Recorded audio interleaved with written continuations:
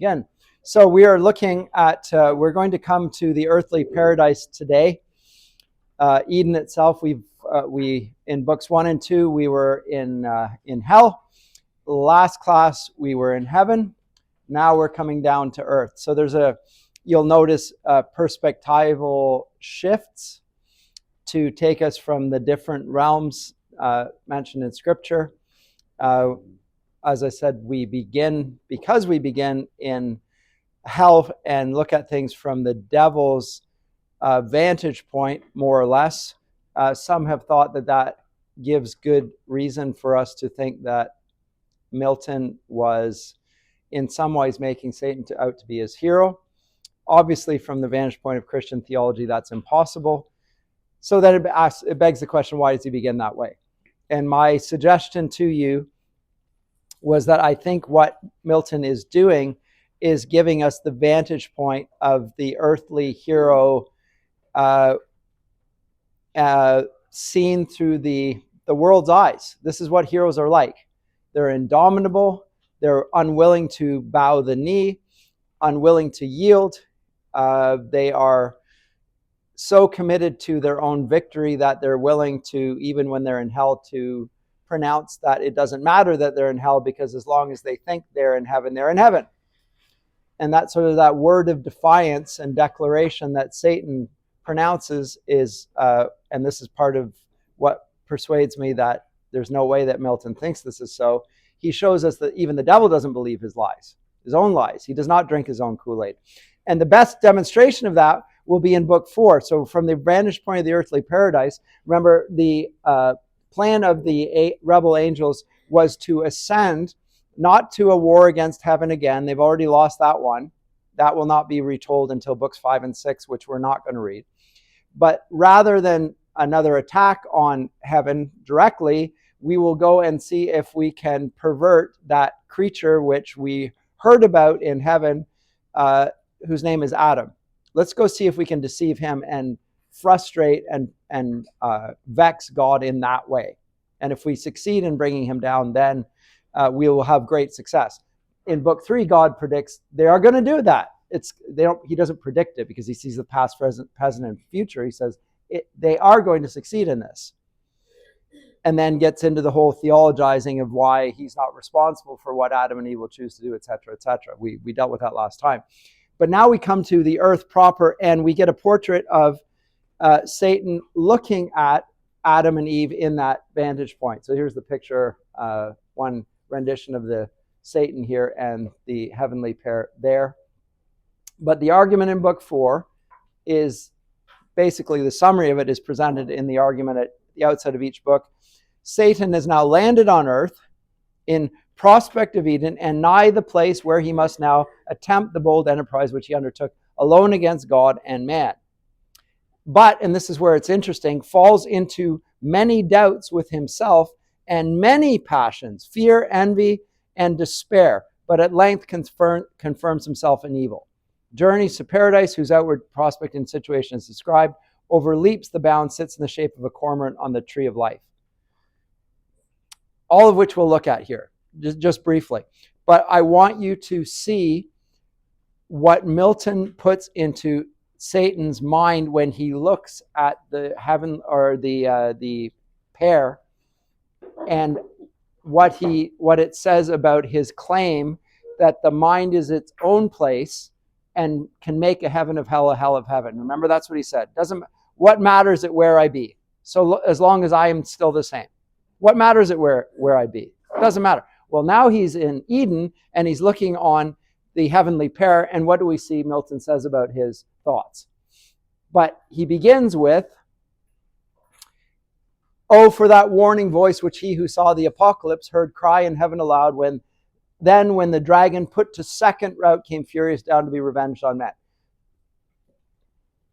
In Revelation 12, which I said to you, you should read alongside Genesis 1-3 for sure. Because now, while time was, our first parents had been warned the coming of their secret foe. That was at the end of book 3. We didn't read that last time. But God has warned Adam and Eve that Satan is prowling like a lion waiting for somebody to devour. And it's them that he is after. So they've been warned. And they can not excuse their actions by saying they didn't know.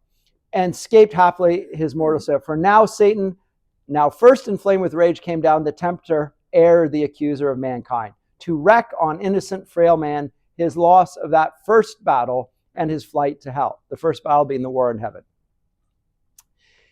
Yet not rejoicing in his speed, though bold, far off and fearless, nor with cause to boast, begins his dire attempt, which nigh the birth now rolling boils in his tumultuous breast, and like a devilish engine back recoils upon himself. Now the devilish engine here is a cannon. So at the end, if you've ever seen a cannon fire in films, they sometimes portray them. You light it and it shoots, and the cannonball goes out, but then the cannon shoots backwards. So he's recoiling on himself. He wants to shoot them, but it's actually hitting him as much. Great depiction here. And the effect of what he is going to attempt does not leave him unshaken. As he says, horror and doubt distract his troubled thoughts. And note Milton's careful language here. And from the bottom stir the hell within him. For within him hell he brings, and round about him, nor from hell one step no more than from himself can fly by change of place. His boast, the mind is its own place, and can make a heaven of hell, a hell of heaven. What matter where I be, as long as I be still the same? And Milton's depiction of the reality for Satan is that he can't leave hell. Even when he's out of hell, the hell he carries with him. Always. So there's an external hell, and then there's the internal hell that he carries with him wherever. So he's always tormented. Now, obviously, we're speaking in metaphorical language, but Milton wants to note the parallelism between the two passages. Milton's intentionally doing this just to show us that what the devil claims is not, in fact, the truth. In fact, it's totally a lie. Yes? So even when he leaves hell, he's still like there's hell in him, like internally? That's the language. Now, what does that mean exactly? It means that I don't know exactly what that means. All the conditions of hell. What is hell? Hell is a place in which God is not. And since God is pure delight and God is joy, peace, serenity, joy, like all the things that come with the presence of God, he lacks. So wherever he is, he's cursed with all the things that go with being in the very place that we call hell. So his declaration that the mind is its own place and somehow it's sovereign and it is immune from God's influence has been demonstrated by Milton's language to be a total lie. Not true at all. You have no such power. You don't even have power over your own thoughts. Satan. No more from hell, one step, no more than from himself can fly by change of place. Now, conscience wakes despair that slumbered, wakes the bitter memory of what he was, what is, and what must be worse. So he's about to tempt, and he will succeed in his temptation of mankind, but he knows the outcome of that will not be success for him, but a greater torment. Here's the terrible thing. He pronounces himself the adversary of God and man, and yet God is using the adversary to further condemn Satan. And worse than that, to bless man with a greater blessing. So everything he's going to try and do, he's going to do with God's permission, not with his agreement. God doesn't want Satan to do this, but he will be allowed to do it, and he will bear the consequences of this. You go ahead and do that, and by doing so, you will fulfill my will. So it's God's sovereignty at work in the allegedly free actions of Satan. And he thinks of worse deeds, worse sufferings must ensue. Sometimes toward Eden, which now in his view lay pleasant, his grieved look he fixes sad. Sometimes towards heaven in the full blazing sun, which now sat in his meridian tower, it's noonday in other words. Then much revolving thus in sighs began. Okay, so this is very interesting. And here we get a moment of candor on Satan's part, which we should not get used to because it's very rare that he's not constantly lying. But in the midst of the light of the sun, we get something like a sense of remorse. O thou, and he's speaking to the sun, that with surpassing glory crown looks from thy sole dominion like the God of this new world, at whose sight all the stars hide their diminished heads, to thee I call, but with no friendly voice, and add thy name, O sun, to tell thee how I hate thy beams, that bring to my remembrance from what state I fell, how glorious once above thy sphere. So the sun, although it's bright and glorious, can't even compare to the brightness and glory of God from which he came. But it reminds him of God, and therefore he hates it. The sunlight is hateful because it resembles that. Till pride and worse ambition threw me down, warring in heaven against heaven's matchless king. And now comes the moment of regret. Ah, wherefore? He deserved no such return from me, whom he created what I was in that bright eminence, and with his good upbraided none, nor was his service hard. What could be less than to afford him praise, the easiest recompense, and pay him thanks? How do? Yet all his good proved ill in me, and wrought but malice. Lifted up so high, I disdained subjection, and thought one step higher would set me highest, and in a moment quit the debt immense of endless gratitude, so burdensome, still paying, still to owe. So there's a little bit of remorse, but immediately he mixes it in with a lie, which is, he says, the reason I fell is because God was so gracious to me. He put me up so high that I thought I should be higher. So it's God's fault that I rebelled against him because he was so kind to me. That's the satanic logic. Satan is the first gaslighter. And in a moment quit the debt immense of endless gratitude, so burdensome, still paying, still to owe, forgetful what from him I still received, and understood not that a grateful mind by owing owes not, but still pays, at once indebted and discharged. What burden then? So think of him in another way, and you'll find this very helpful if you've watched The Lord of the Rings or read The Lord. It's Smeagol Gog. You have the two figures fighting within him. One who is Golm, and just totally consumed by evil. The other, the creature that recognizes the goodness there and wish that it were otherwise, but basically Gollum wins out. And there's something demonic in it. But there's a little internal dialogue going on within Satan here, right? And he says, oh, had his powerful destiny ordained me some inferior angel, I had stood then happy. So now he wishes he hadn't been so eminent. And then he immediately responds to himself. No unbounded hope had raised ambition. Yet why not? Some other power as great might have aspired, and me, though mean, drawn to his part. And then comes the contrary thought, but other powers as great fell not, but stand unshaken. The archangel, Michael, Raphael, and others. They were in God's presence. They were as esteemed as I was, but they didn't fall. So I don't have that excuse, actually. Or from without, to all temptations are. Hadst thou the same free will and power to stand? Thou hadst. Whom hast thou then or what to accuse, but heaven's free love dealt equally to all? And he has no answer to his question, because there is no answer, except revenge.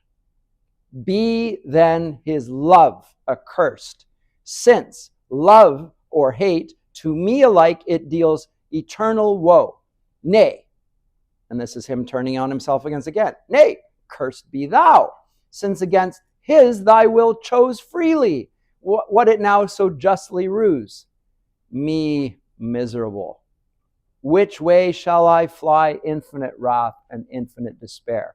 Now, back to what he says, the mind is its own place and can make a heaven of hell, a hell of heaven. What does he say? Which way I fly is hell. myself am hell. And in the lowest deep, a lower deep still threatening to devour me opens wide, to which the hell I suffer seems a heaven. Oh, then at last relent. Is there no place left for repentance? None for pardon left? None left but by submission. And that word, disdain, forbids me. And my dread of shame. Note that his pride is the thing that keeps him. My dread of shame among the spirits beneath whom I seduced with other promises and other vaunts than to submit, boasting I could subdue the omnipotent. I, me, they little know how dearly I abide that boast so vain. Under what torments inwardly I groan, while they adore me on the throne of hell, with diadem and scepter highly advanced, the lower still I fall. Only supreme in misery, such joy ambition finds. But, and this is again a lot like the theologizing in book 3, let's just a thought experiment, but say I could repent and could obtain by act of grace my former state. How soon would I recall high thoughts? How soon unsay what feigned submission swore? Ease would recant vows made in pain as violent and void. For never can true reconcilement grow where wounds of deadly hate have pierced so deep. So for those of us who've had a little sympathy for the devil, he shows us there's no reason for sympathy whatsoever. Don't anthropomorphize the devil. He deserves no mercy from God. He's not like a man. He's not, man shall find grace, says Milton. The other none, because he seduced himself. He brought about his own ruin. He knew what he was doing, and he got what he wanted. So again, those who want to read Satan as a figure of a political rebel with a just cause against an unjust power or authority are mistaking Satan to be a person like a human being. This is a spiritual being, and don't apply those categories to him. You're not supposed to anthropomorphize him. Don't feel sorry for him. Yes? Paradise Lost? It used to be read in every university. Every literate person up until recently would have read Paradise Lost. It is one of the great texts in the West, certainly in English-speaking circles. It is the great text. It would have been read by everyone educated. Now it's read by almost none. And when it's read in university, I said this to you last time, it's read in an abridged version, and it cuts out these passages that I'm now reading to you, which means what they're reading is a distortion of it and doesn't represent the text itself. So this is a text that the devil doesn't want you to read, is what I'm going to say.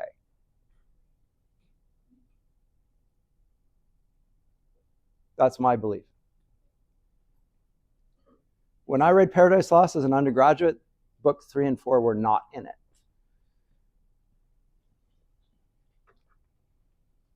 They're the meat of the whole book. They're gone. So you get this. So if you want to see Satan as the hero, does he really sound like a hero right now? No, not. And you could not conclude that he was a hero. So the romantic reading of Milton Satan as the hero of Paradise Lost is impossible if you simply read it in a way that would be, in any sense, by any sense of the word, legitimate to the intent of the author. You can't read it that way.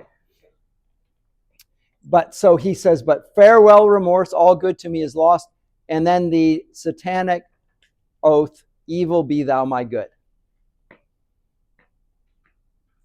So his intent is to do only evil. Now, what does it mean to do evil?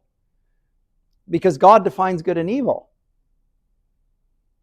They're not entities unto themselves. Don't think that there's this thing called the good and this thing called the evil. God is good, and what he wills is good. So you can't will that evil be your good. In fact, if evil is your good, then you're willing that there's nothing there, because everything that God wills is good because God's good. So when Satan says, evil be thou my good, he's effectively saying, I have no power or effect whatsoever. Now this has to do with the nature of evil. And here we need to get into a little theology very shortly, very briefly, which is to say, strictly speaking, from a Christian perspective, there is no such thing as evil. Evil does not exist. Evil is the absence of good, the privation of the good. It's a nothingness. It's like a parasite on the good. So here's the goodness, and when evil is done, it's like a cancer. It's a hole in it, but it unto itself is nothing. It's a black vacancy. So when Satan requires evil to be his good, he's speaking nonsense, first of all, because good can't become evil by his decree. And to declare that evil is his good is just to declare that he has no power, because only the light and the good can actually do anything effective. This is the orthodox view of evil, by the way, that you can read in Boethius and Augustine. Evil is the privation of the good, the absence of the good. That's what when we say something is evil, we mean that it lacks goodness. Yes? Under that logic, good is where evil is where good ends. Can something good ever become evil? Like I've seen this say, for example, a hero becomes a villain. Well, what do we mean when he becomes evil? We mean that he turns away from the good and acts contrary to the good. He acts contrary to the nature of the way things actually are. And in a sense, the same sense that we'll say that cancer is like a parasite on the good. Cancer doesn't grow on its own. It requires a host. Just like a parasite requires something to be there. It's parasitic on the good. But in and of itself, like you know how you kill off a cancer? You don't give it food to eat. So you don't see cancer cells floating around. They're on alongside healthy cells. They're there, but they grow only by feeding on the good. So in that sense, evil is like a parasite on the good. It's an absence. It's a lack. Milton, or rather C.S. Lewis in Preface to Paradise Lost, writes about that, and I think you should look at this if you're interested in this. Look at the Theology of Paradise Lost, chapter 12. Or Milton and St. Augustine, chapter 10. Very helpful in both cases. He talks about the privation of the good in terms of the portrait of evil here. So therefore, evil is presented in negative terms in accordance with darkness and absence. Remember, the landscape of hell was not darkness, but rather, or not no light, but rather darkness visible. And I said, what does that mean? Visible darkness? Like, it's a contradiction term. He's saying that it has no good in it. And light, which is associated with God, is good. Remember, Jesus is the light of the world. In his presence, there is no darkness. When Judas betrays Jesus at the end of John 14, Last Supper, and he says, go and do what you're going to do quickly, John concludes the chapter by saying Judas left, and last words, and it was night. I think, why are you telling us that? Like that little detail, how come? Because light and darkness now have a theological significance. The light and dark in John's gospel are very strong in their significance, very symbolic there, if you will. So that's what's going on here. I'm going to have to skip over the portrait of Adam and Eve just because I'm going to run out of time. But I want you to note that Adam and Eve are portrayed magnificently here. And in all their glory. And I'll say just a few things about Adam and Eve. Firstly, 290. He saw, and when Satan sees Adam and Eve, he's dumbstruck at how magnificent they are. Saw undelighted all delight. First of all, the fiend saw undelighted all delight. Eden means pleasure, delight. And he saw undelighted because, of course, evil is good. So if he looks on something that's good, there's no delight in it for him whatsoever. He's cursed himself by his own very words. Yes? Did he say Eden or Eve means pleasure? Eden.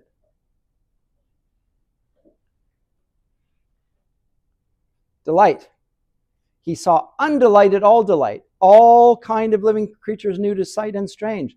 two of far nobler shape, erect and tall, God-like erect, with native honor clad in naked majesty, seemed lords of all.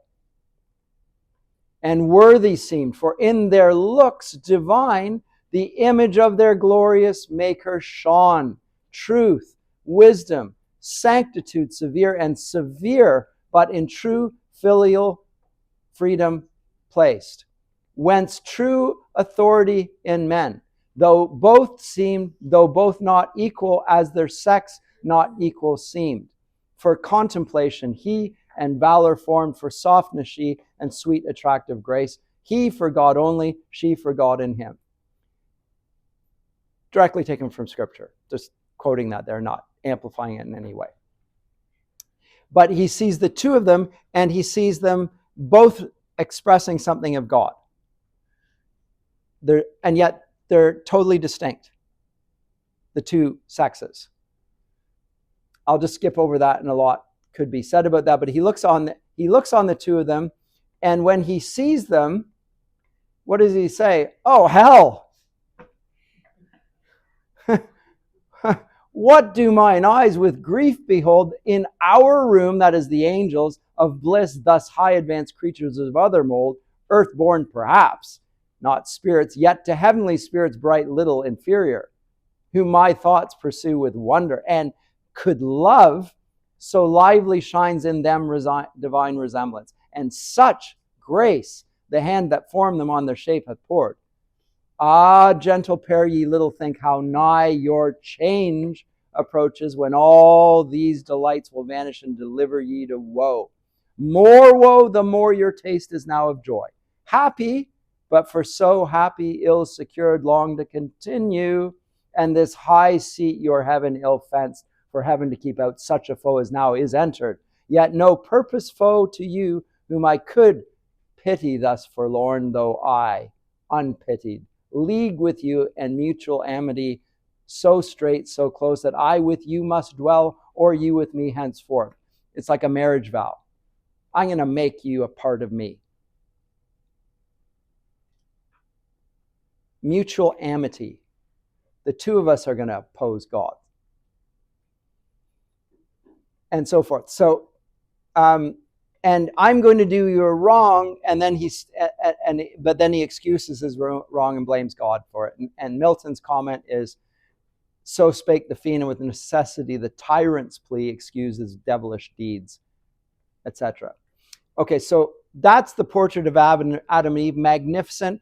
Also, in addition to their looks, we're told in what follows that they have a intellect that would eclipse the greatest scientists that have ever been known. They have a full knowledge of the world around them. So much so that they can name the animals. And whatever they name them in accordance with their natures, and that's the name as well. So it's not just a power and an authority, although it's both of those. It gives insight into the nature of the things that they name. So that language of the first pair had a sort of a power that we are seeking to replicate in our modern science. Remember, science is knowledge. The word scientia in Latin just simply means knowledge. And this is a type of knowledge that is exhaustive and exact and authoritative. Modern sciences, through the experimental method, are trying to acquire a full understanding of the world. They're making progress, or not, but they're trying to, and they do experiments to try and expand the realm of knowledge. They never come anywhere close to Adam's original knowledge, which is that of dominion. I'll skip on. So that is the happy pair, and they are pursued as. Furthermore, in book 4, I didn't even go on to it. There is, Milton portrays a sex act between them as well, before the fall. Probably just simply to contradict what one of the early church heresies, that sex was a consequence of the fall. He puts it before the fall. Because some of the church fathers, probably influenced by Gnostic, proto-Gnostic views of the body, that the body is evil and the spirit good, thought that sex was the means through which sin happened. And I think it's rare to read that sort of argumentation today, but I think that's why Milton puts a sexual act there in book 4, and I'll skip over it and you can look for it yourselves. And maybe we'll do that now. I think, what? Sex in Paradise Lost? Oh gosh. You may find it's a little less graphic than you might hope, or maybe you'll be pleased. You should be pleased. You should be pleased. It's beautifully presented. In fact, you might not even know that's what's just happened. Anyway, I'm skipping over books 5 and 6, which is the war in heaven, and 7 and 8, which is Raphael coming down and describing the heavens and what is about to happen. Once again, telling Adam and Eve of the nature of creation. So in books 7 and 8, and I do this in my class on Milton. I have a whole semester class on Milton I'm teaching actually right now.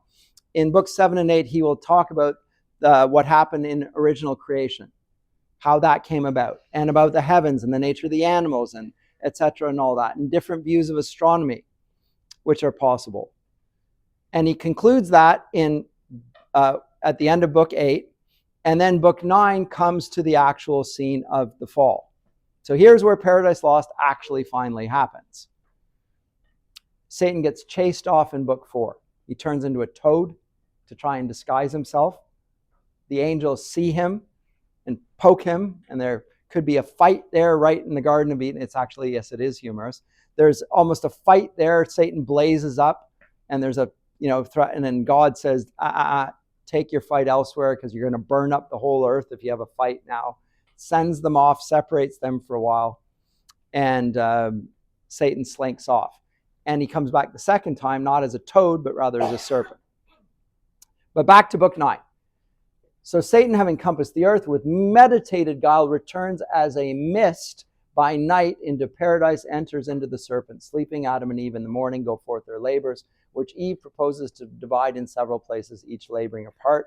Adam consents not, alleging the danger lest that enemy of whom they were forewarned should attempt her found alone. Eve, loath to be thought not circumspect or firm enough, urges her going apart, the rather desires to make trial of her strength. Adam at last yields, and then the serpent finds her alone, etc. But let me come to this. I told you there were 4 invocations in Paradise Lost. We've read 2 of them. Book 1, book 3. There's also one in book 7, which we're not reading, but there's also this one, which we will read now. Book 9. No more of talk where God or angel guest with man as with his friend, familiar, used to sit indulgent, and with him partake rural repast, permitting him the while venial discourse unblamed. I, John Milton, now must change those notes to tragic. Foul distrust and breach disloyal on the part of man, revolt and disobedience.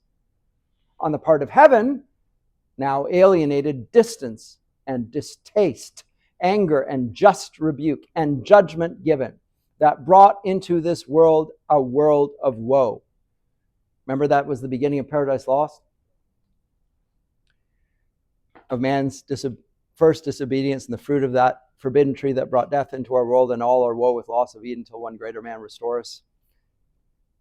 Brought into this world a world of woe. He's echoing his own words at the beginning, that we're now here finally, and brings in thereby sin and her shadow, death, and misery, death's harbinger. Sad task.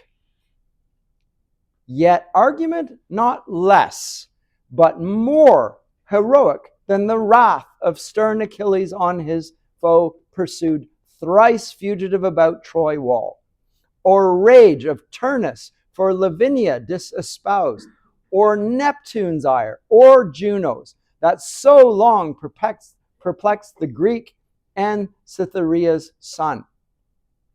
If answerable style I can obtain of my celestial patroness, who deigns her nightly visitation unimplored, and dictates to me, slumbering, or inspires easy my unpremeditated verse, Since first this subject for heroic song pleased me, long choosing and beginning late. So he announces to us in 1629, when he is the age of 21, that he has been called by God to write the great epic in English, which he refers to in various other places as well. He believed that he'd done this, and for nigh on 35 years or something like that, he has had to put that ambition aside. He was serving in Cromwell's government, and now he's lost his sight, and he's under house arrest. And now he finally gets the opportunity to write the epic that we're reading right in front of us. So it pleased him, long choosing and beginning late. And at first he was going to write about King Arthur and the Knights of the Round Table. He decided not to do that, but rather to choose this one. But not sedulous by nature to indict wars. The only argument heroic deemed. Remember book 1? I said Satan is portrayed as what? He's like Achilles. He's a warrior.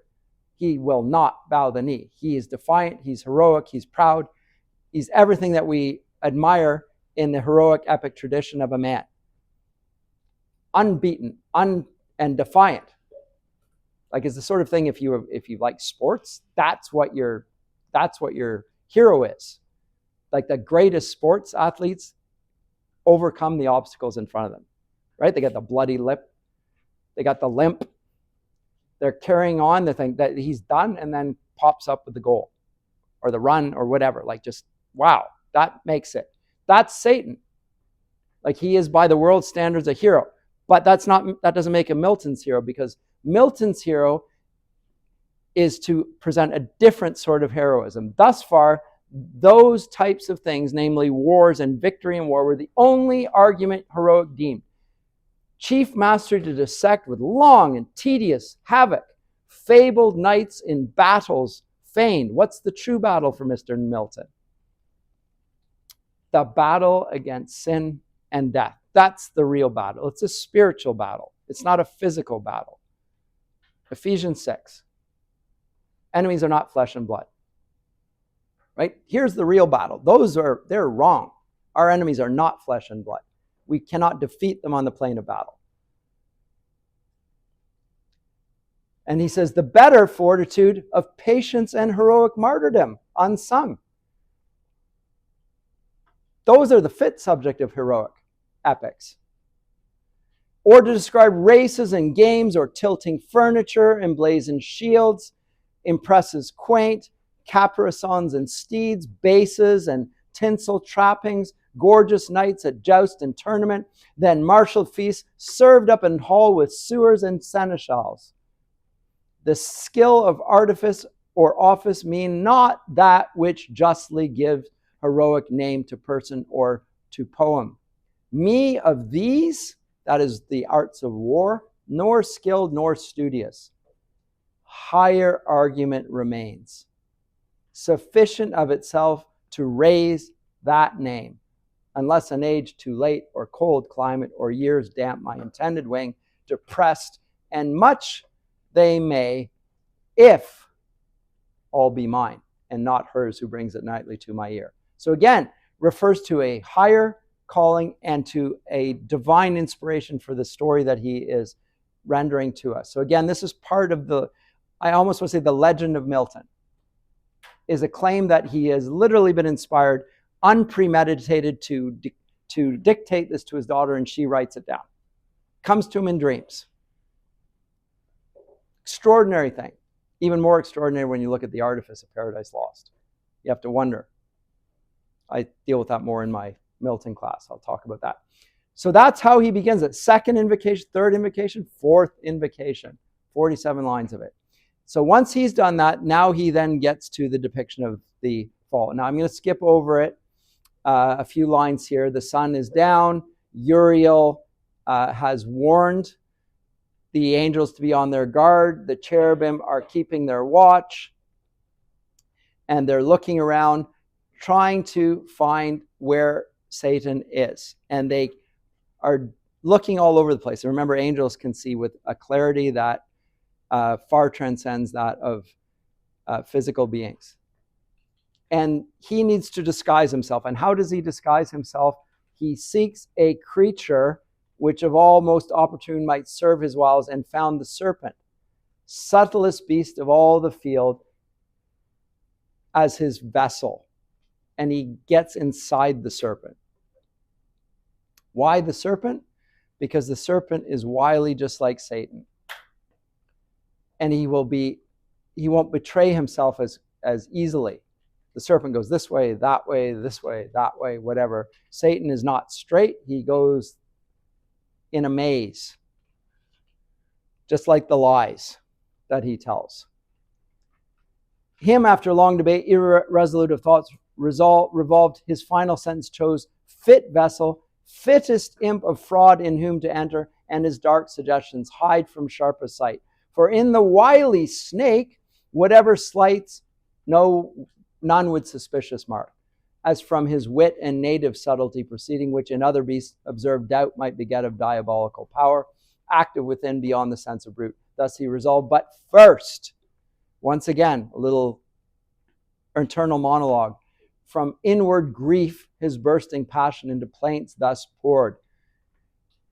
O earth, how like to heaven, if not preferred more justly, seat worthy of gods is built with second thoughts, reforming what was old. Again, this is satanic logic. Earth is not better. It's not the refurbished version of, well, I built an original palace, and you know what? I've got it. Second thoughts, we'll build a better version, and that's called the earth. No, but that's his insinuation here. But he said, for what God after better, worse would build? And he says, of growth, sense, reason, all summed up in man. With what delight could I have walked thee around, if I could joy in aught? Sweet interchange of hill and valley, and rivers and woods and plains, now land, now sea, and shores with forest crown, rocks, dens, and caves. But I in none of these find place or refuge. And the more I see pleasures about me, so much more I feel torment within me. Again, the hell within him, everywhere he goes. As from the hateful siege of contraries, all good to me becomes bane. And in heaven much worse would be my state, but neither here seek I, no, nor in heaven to dwell, unless by mastering heaven supreme. Nor hope yet to be myself less miserable by what I seek, but others to make such as I. He doesn't even want a positive good. He simply wants to make others miserable. It's wholly negative. Remember, evil is his good.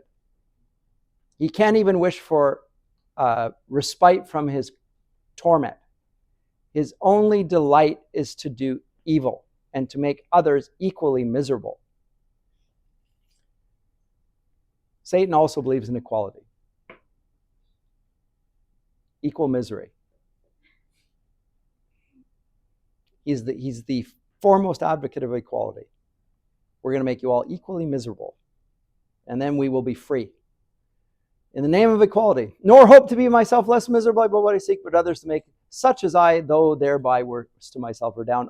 For only in destroying I find ease to my relentless thoughts, and him destroyed, or one to what may work his utter loss, for whom all this was made. All this will soon follow as to him linked in weal or woe.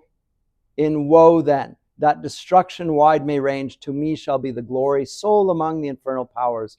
In one day to have marred what he almighty styled 6 nights and days continued making. So he wants to destroy and decides he will do so, and gets inside the serpent and crawls up to this. And then we switch viewpoint to Adam and Eve. So shift of scene. There's Satan with his resolution. We know he's about to succeed in it because Milton's told us. And now we get Adam and Eve, and we get the conversation between them. And note the conversation. I didn't look at this in book 4. We could have, but I skipped over it for lack of time. This is Eve speaking. Eve first to her husband thus began. Adam, well may we labor still to dress this garden, still to tend plant, herb, and flower, our pleasant task enjoined. But till more hands aid us, the work under our labor grows luxurious by restraint. that we by day lop overgrown, or prune, or prop, or bind, one night or two with wanton growth derides, tending to wild. So here's the problem. The Garden of Eden is so bountiful that when they cut it and prune it and prop it and bind it, like the flowers when they tilt over, they're so heavy, it gets even more luxurious and it grows even more. And she says, this is a problem. Remember, Eve's domestic. She wants the household to be orderly and to be productive. And for all of their work, it's overcoming their abilities to keep it orderly and productive. And so she says, this is a problem. I need to solve this problem. And the solution is children. But that's not a quick solution. They don't pop up adults. So until that time, we've got this problem. So, thou therefore now advise, or hear what to my mind first thoughts present. Let us divide our labors. Thou where choice leads thee, or where most needs, whether to wind the woodbine around this arbor, or direct the clasping ivy where to climb, while I, in yonder spring of roses intermixed with myrtle, myrtle's, by the way, a symbol of love, find what to redress till noon. For while so near each other thus all day, our task we choose, what wonder if so near looks intervene and smiles, or object new casual discourse draw on, which intermits our day's work brought to little, though begun early, and this hour of supper comes unearned. So here's the problem. We don't have enough time in the day, and furthermore, when you're near me, you keep smiling at me, and then I smile back, and we're not getting any work done. I mean, it's supposed to be funny. It is meant to be comic. God said, be fruitful and multiply, fill and subdue the earth. He's given us this mandate it's called the cultural mandate, theologians call it, to make a culture. So we're here to work, and we're not getting enough work done, Adam. So let's divide our labors and we will get more done. To whom mild answer Adam thus returned, soul Eve, associate soul, to me beyond compare, above all living creatures dear. Well hast thou motioned, well thy thoughts employed, how we might best fulfill the work which here God hath assigned us. Nor of me shalt pass unpraised, for nothing lovelier can be found in woman than to study household good. By the way, she's not in a house.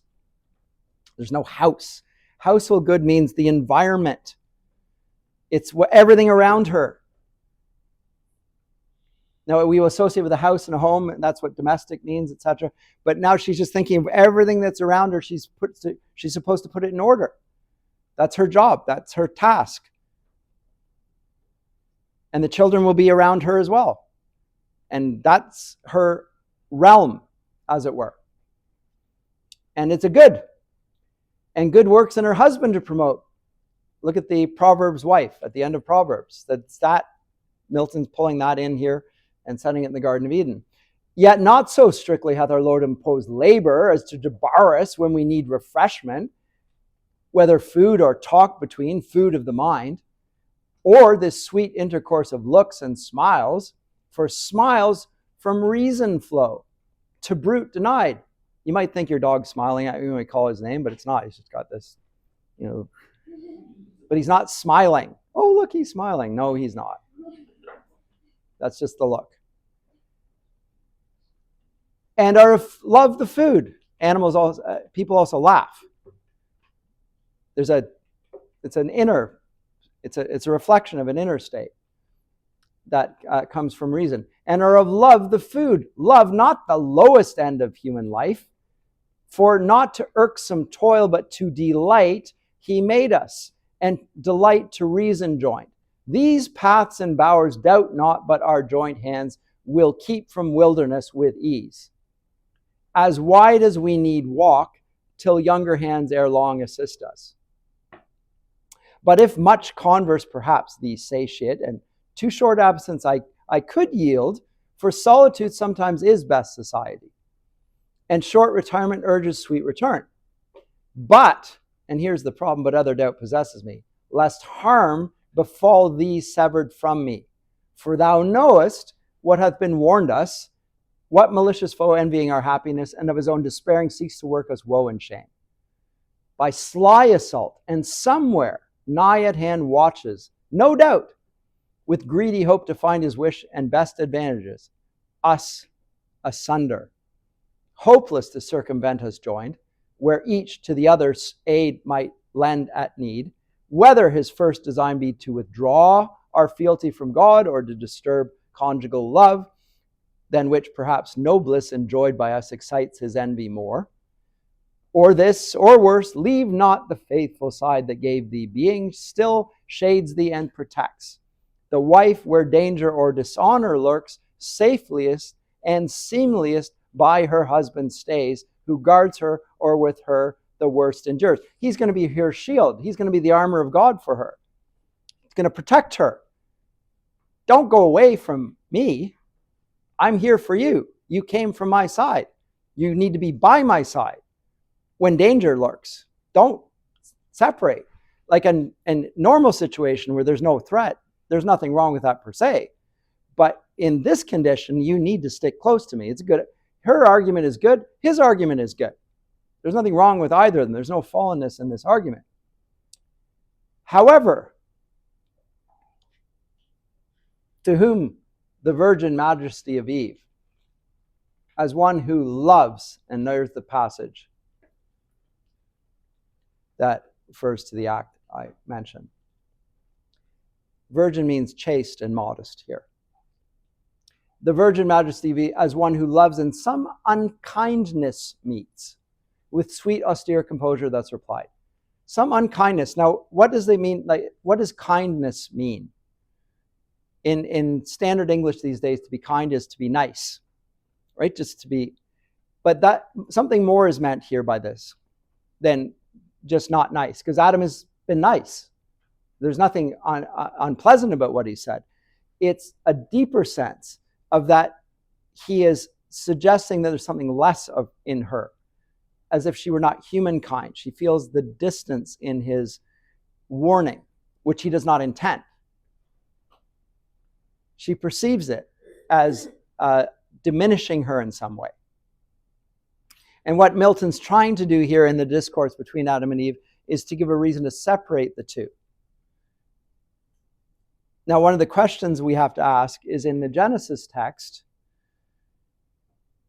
are Adam and Eve actually separate when the temptation happens? It's just 6 lines. Genesis 3, 1-6. Are they separate?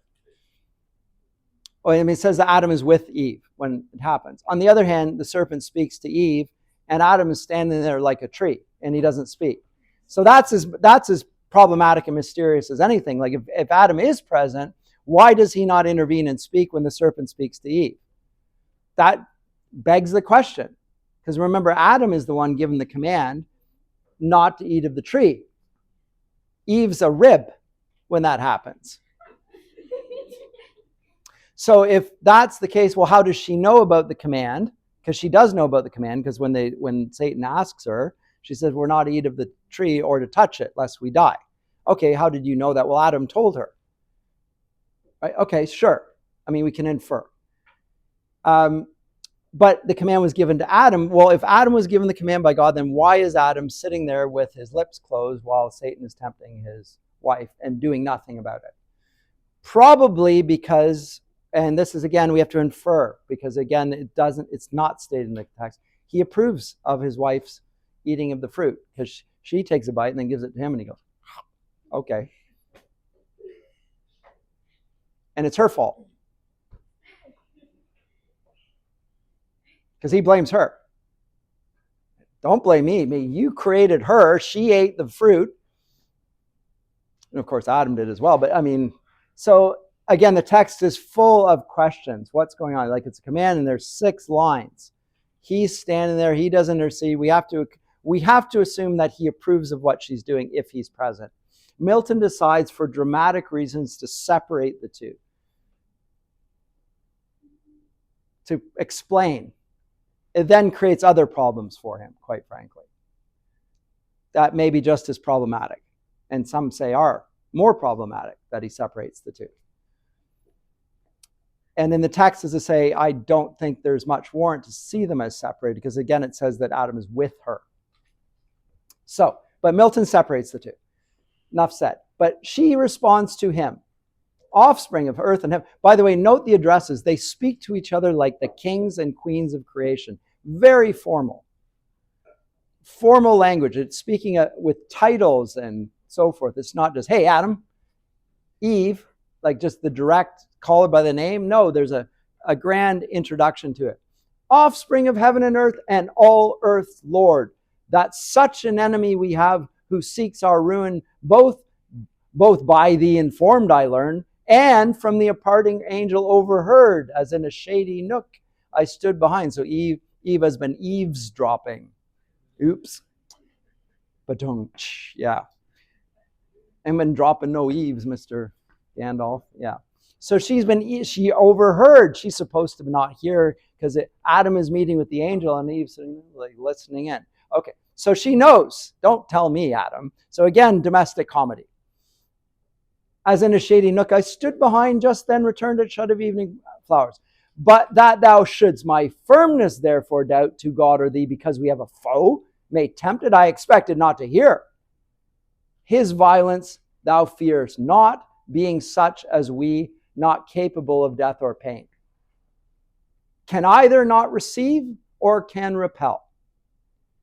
His fraud is then thy fear, which plain infers thy equal fear that my firm faith and love can by his fraud be shaken or seduced.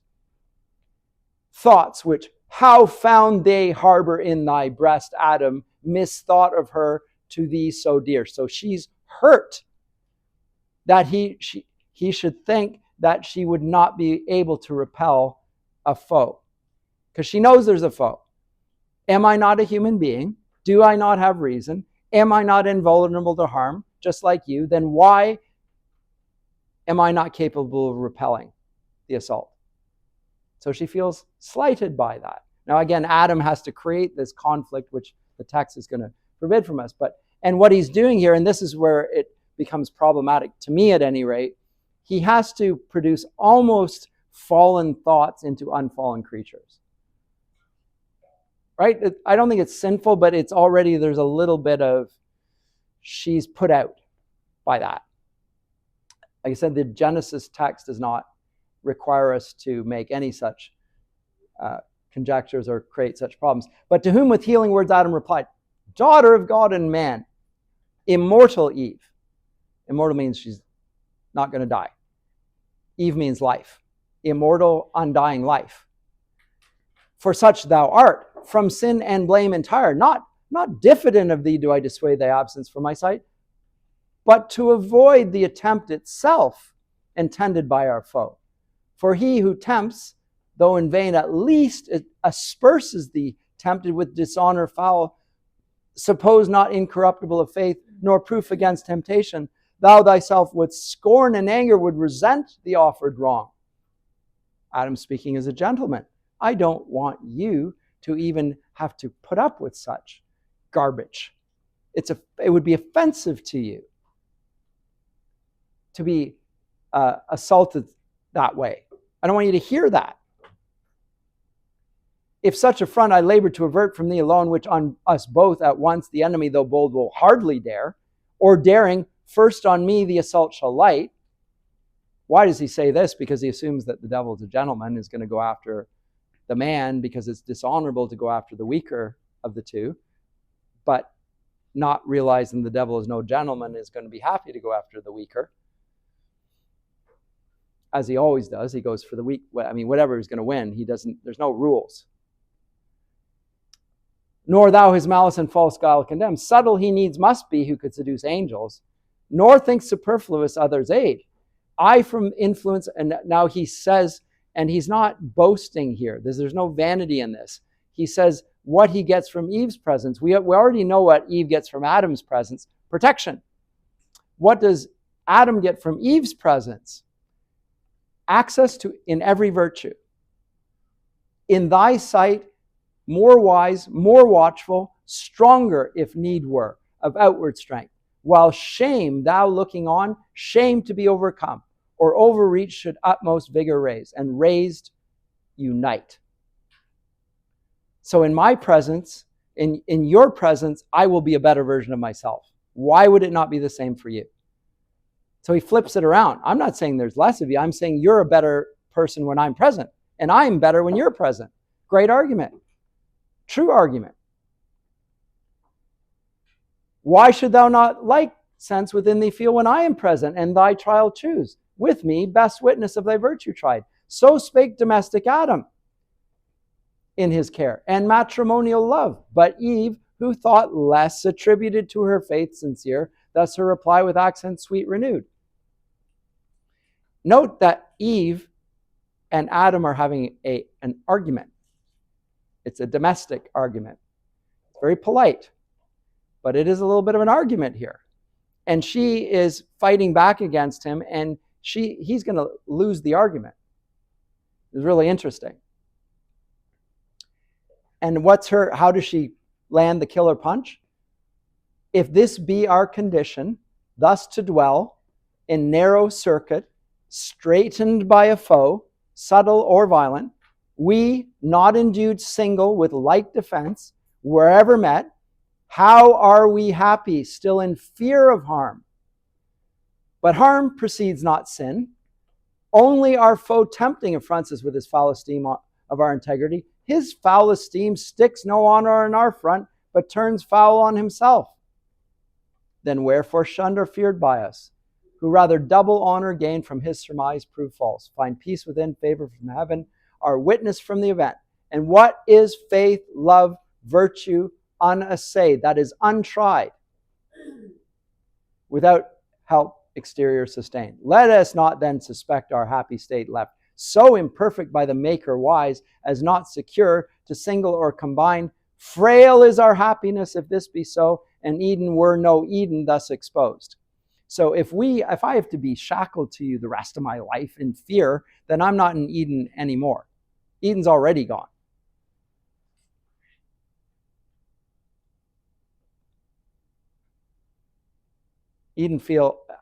Adam feels the force of the argument. To him thus Adam fervently replied, O woman. Now, in our speech, when you say, oh, woman, it's you're miffed. And he's a little irritated at this point. And maybe there's a little bit of that in there. Remember, it's a domestic argument. There's a little comedy in that. But she is woman. He's man, she's woman. It's not derogatory. O woman, best are all things as the hand of God ordained them, his creating hand, nothing imperfect or deficient left. Of all that he created, much less man, or aught that might his happy state secure. But here's the problem. Secure from outward force, but within himself the danger lies, yet lies within his power. Against his will he can receive no harm, but God left free the will. For what obeys reason is free, and reason he made it right, but bid her well beware and still erect, lest by some fair appearing good surprise she dictate false, and misinform the will to do what God expressly hath forbid.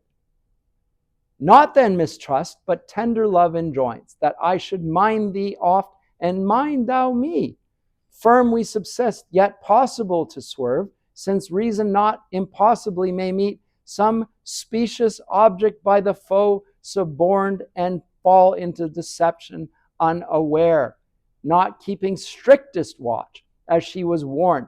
Remember, Adam is told to tend and to keep the garden. That means to protect it, which makes the Genesis text even more problematic because he's failed in his duty. He hasn't protected. He's let Satan in, and he hasn't repelled him. Adam's duty is Eve eats the fruit first and then gives it to him. But he's the first failure, but he didn't keep the devil out to begin with, didn't rebuke him, didn't tell him off. It's a subtle aspect of the text, often ignored and sometimes misrepresented in the Christian tradition, I think. But Adam is the first failure. He failed in his duty, I would say. And here Milton will present that, I think, in some ways as well, although you might think that the blame falls on Eve. And Adam's going to make sure that he affirms that. Adam, the misogynist, will do that. At that point, he's going to blame Eve for it. But anyway, so trial will come unsought. Wouldst thou approve thy constancy, approve first thy obedience. The other who can know, not seeing the attempted who attest. But if thou think trial unsought may find us both secure, then thus warned thou seemst, go! For thy stay not free absents thee more. Go in thy native innocence. Rely on what thou hast of virtue. Summon all, for God towards thee hath done his part. Do thine. So spake the patriarch of mankind, but Eve persisted, yet submiss, though last, replied. With thy permission then. So, with thy permission then. Okay, because she's been pushing back, but if he says don't go, that's the end of it. She's not going to go. She's arguing with me, and he says, okay, then you can go. All right, you allowed me to go. Now, this little interchange is going to, after the fall, and I'm not going to get to it today, she's going to hold against him. You told me I could go. And he's going to say, what? I told you not to go, but you gave me permission. And they're going to come at each other back and forth, blame, the blame game, whatever. As I say, in my estimation, it's Adam that is chiefly at fault because he was given the command. But Milton will portray them both as being culpable here. And God's not going to have any of it when both of them say, well, it's his fault or it's her fault. He's going to charge both of them with the fault. But so I'll come back to this next time because I run out of time here. So we'll come back to book 9. Let me just conclude with this before they part. Then we'll come to the next class. We'll come to the Satan speaking to Eve and the actual fallen event itself. I didn't want to skip over that. And then we'll conclude with something of book 12. Okay, we'll do that next time. But let me just read this here. With thy permission then, and thus forewarned chiefly, but what thy own last reasoning words touch only, that our trial, when least sought, may find us both perhaps far less prepared the willinger I go. Nor much expect a foe so proud will first the weaker seek. So she's like him. She assumes that Satan is a gentleman, is not going to go after the weaker one because that's a dishonorable thing. What does he care about honor? Anyway, so thus saying, from her husband's hand, her hand soft she withdrew. Now this is it's a delicate touch. It's a beautiful touch. They're holding hands at this point, and their hands, they just pull apart and they fall apart. Note the hands in the account that follows. Eve's going to go off to the rose bushes, a rose in the midst of the roses, and Adam's going to come back at noon hour, having done his gardening, and he's going to have a bunch of roses in his hand. And note what happens to the roses that are in his hand at that point. Just note, there's a lot of subtle touches in the account. They're just stunning. But she withdraws her hand like a wood nymph light, Oread or Dryad, and off they go, and off she goes. And she keeps looking back at him and so forth, and they're smiling, whatever, but they part. And Milton's comment on this, O much deceived, much failing, hapless Eve, of thy presumed return, event perverse, thou never from that hour in paradise foundst either sweet repast or sound repose, such ambush hid among sweet flowers and shades, weighted with hellish rancor imminent to intercept thy way to send thee back despoiled of innocence, of faith, and of bliss. For now and since first break of dawn, the fiend, mere serpent in appearance, forth was come, and on his quest where likeliest he might find the only two of mankind. But in them the whole included race, his purpose prey. He's seeking them, and he is about to find them. I'll pick it up next time in that passage, okay? So I'll see you then.